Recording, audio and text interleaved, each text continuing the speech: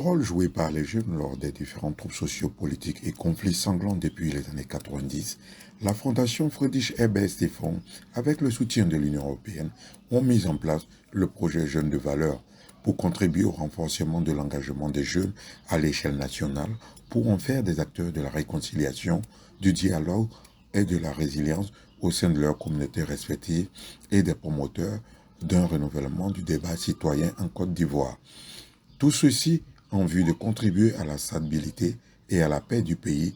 Pour ce faire, ce sont plus de 200 jeunes de 18 à 40 ans issus de partis politiques, de la société civile et du milieu syndical, dont 50% de femmes formées pendant 18 mois qui ont présenté leur manifeste comportant les principes, les engagements et les doléances à Abidjan ce vendredi 24 mars. Alors oui, c'est un projet que l'Union européenne accompagne depuis 3 ans maintenant avec 2 millions d'euros et qui est vraiment axé sur la formation de 200 jeunes de partout de la Côte d'Ivoire, donc entre 18 et 35 ans. Et l'idée, c'est vraiment de les former, d'avoir évidemment des jeunes qui sont déjà un peu engagés dans leur communauté et de les former aux principes de démocratie, d'engagement, de citoyenneté.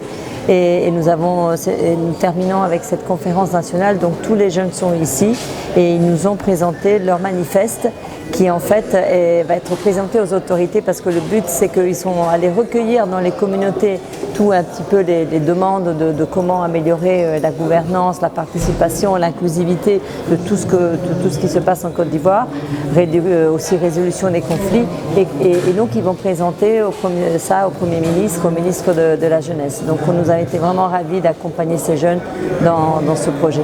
Quand on sait que 75% de la population en Côte d'Ivoire est jeune, on ne peut pas rien concevoir sans que ce soit vraiment dirigé vers la jeunesse. Donc il faut vraiment écouter leurs aspirations et voir comment les accompagner dans leurs rêves. Donc c'est ça que l'Union européenne va faire et moi je me suis engagée justement à continuer ce dialogue avec ces 200 jeunes, avec leurs représentants, pour que il y ait une consultation régulière avec les actions de l'Union européenne en Côte d'Ivoire, avec ce qu'on peut appeler une caisse de résonance. Donc on va les écouter, eux ils vont nous donner leurs suggestions afin que l'action de l'Union européenne en Côte d'Ivoire elle soit vraiment très ciblée envers la jeunesse. Aujourd'hui c'est la conférence nationale, le projet n'est pas encore fini, mais on peut se satisfaire de ce qu'on a pu voir jusqu'à présent. Vous savez, transformer des personnes en 18 mois, ce n'est pas évident. Et comme on le dit, le travail de la transformation des hommes, c'est le travail le plus ingrat parce que ça prend du temps. Mais aujourd'hui, on peut se satisfaire parce qu'au départ de ce projet, il y a des personnes qui ne savaient pas parler en public, qui ne savaient pas prendre la parole, qui ne savaient pas interagir avec leur communauté, mais qui se disaient leaders de jeunesse. Aujourd'hui, ces personnes arrivent à organiser des échanges avec les différentes communautés. Ils savent être à l'écoute de leur communauté, ils savent transmettre et ils sont devenus aujourd'hui des interfaces pour les autorités au niveau local. Et ce que nous visons aujourd'hui, c'est qu'ils soient des interfaces au niveau national. La Fondation Friedrich Ebert a sollicité l'implication du CNDH dans la mise en œuvre de son projet Jeunes de valeur. Et dans le principe du CNDH, nous avons un mécanisme qui aborde la question de la jeunesse et surtout le respect des droits de l'homme, surtout de cette tranche d'âge. Et pour nous, en nous impliquant dans ce projet, ça peut concourir à faire respecter les droits de l'homme et surtout à contribuer à ce qu'on ait des jeunes citoyens qui agissent pour la paix. Et quand on parle de paix, on parle plutôt du respect des droits des uns et des autres dans le pays. Je crois qu'avec les formations, les outils qui ont été donnés aux jeunes en 2021, 2022, ça doit aider ces jeunes à être autonomes, puisque l'année 2023 a été déclarée par le gouvernement comme année de la jeunesse. Il doit être des jeunes autonomes.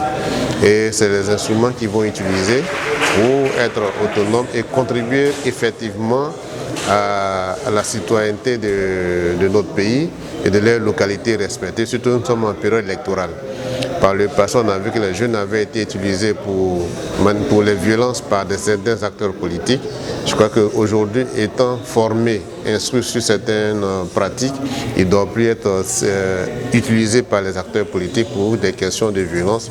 Et cela doit nous aider à aller vers des élections pacifiques et surtout à avoir des jeunes qui participent réellement au processus électoral en tant qu'électeurs, en tant que candidats, et surtout faire en sorte que, au thème des différents scrutins, on ait des jeunes au sein de nos différents conseils municipaux régionaux et également des jeunes responsables qui concourent au développement de leur propre localité et ça permet d'avoir des jeunes épanouis pour une société paisible.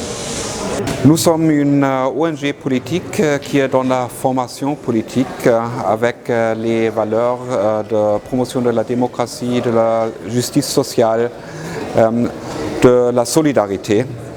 Et la jeunesse est l'élément le plus important dans la démographie de la Côte d'Ivoire. Nous savons que près de 75% de la population ont moins de 35 ans. La jeunesse, c'est l'avenir d'une nation et une jeunesse mal formée n'est pas prometteuse pour l'avenir de la nation. Bien qu'une jeunesse bien formée dans les valeurs civiques de la politique, mais aussi dans les capacités plus pratiques, est une ressource importante pour un pays. Et nous avons comme but de travailler pour le développement de la Côte d'Ivoire sur le plan de la démocratie et de l'économie et pour le renforcement et le maintien de la paix et de la stabilité. Dans le pays